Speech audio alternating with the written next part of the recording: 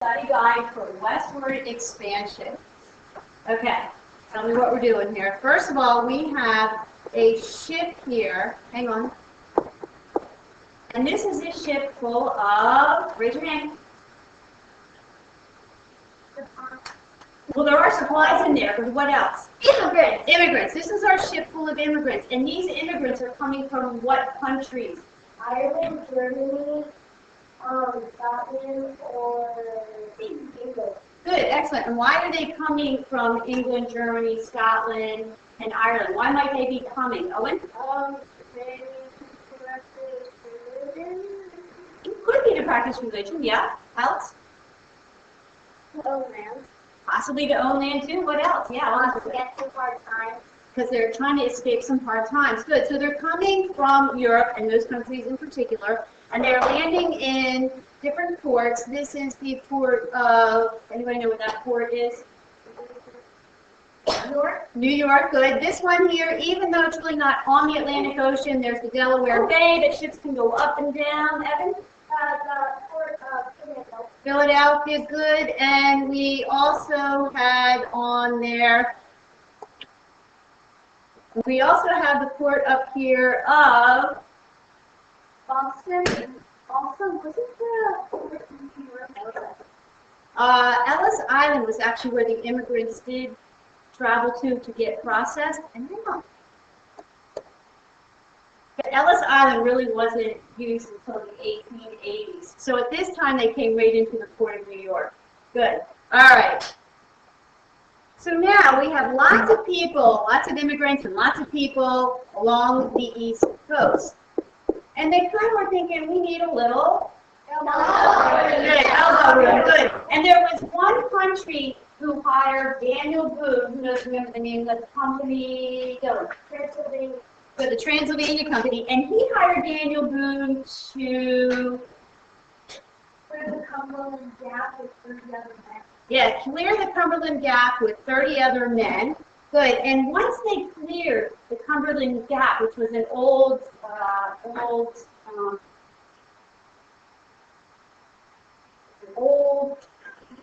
Indian trail. Good. It's an old Indian trail.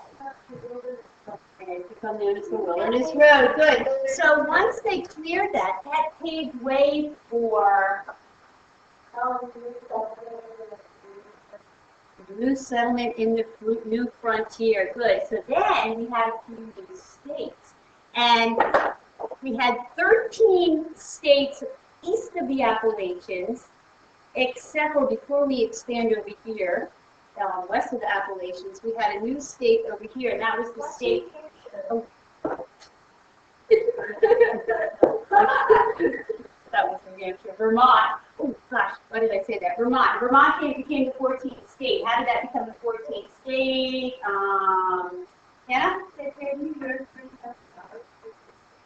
Good. They paid New York $30,000 to become a new state. They've been bugging New York, but New York's like, man, I can't bother with you during the whole Constitutional Convention and Bill of Rights deal. But once that was over with, then they said, all right, Vermont was going to cost $30,000. So Vermont became the 14th state.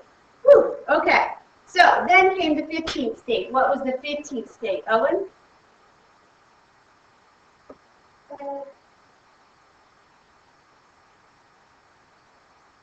Kentucky. Good. Kentucky. Good. Kentucky was the 15th state. And then the 16th state was Tennessee. Tennessee was the 16th state. Good. And then the 17th state? Ohio was the 17th state.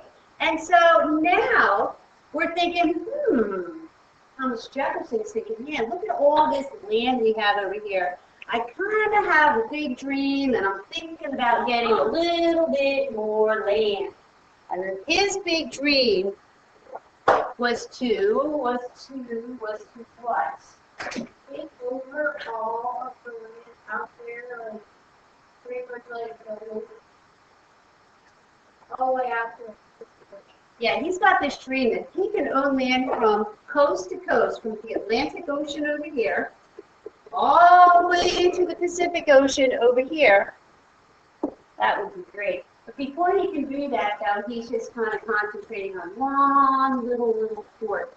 And that is the port of New Orleans right here. And he's thinking, man, I really want that port. Because if I can have that port, I can control trade up and down the Mississippi River. We've got all these farmers here. We've got all these farmers here growing crops, and they want to bring their crops down the Mississippi, out to New Orleans, and ship them across the ocean. And they also want to bring supplies in. But the French have control of New Orleans. And if the French have control, what happens if the French say, hey, sorry, you can't ship your goods in and out of Port New Orleans anymore? So Thomas Jefferson has an idea of possibly asking the French to purchase the Port of New Orleans. But shortly we're going to find out they got a little bit more than that. Ow!